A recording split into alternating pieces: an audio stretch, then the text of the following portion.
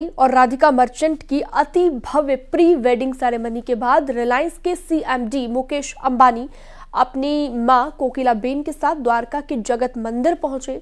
मंदिर पहुंचकर भगवान श्री कृष्ण की पूजा के दौरान राधिका मर्चेंट भी मौजूद रही।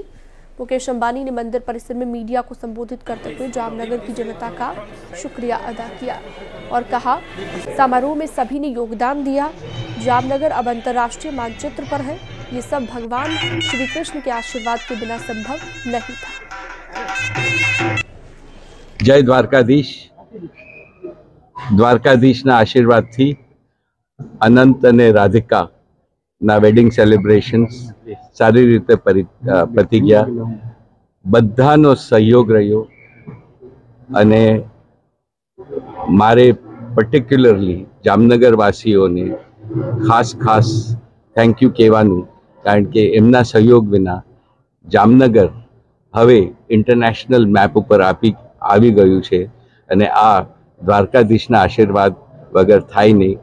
અને બધા તમારા આશીર્વાદ અનંત અને રાધિકા માટે અમે બહુ નીતા અને હું બહુ આભારી છીએ।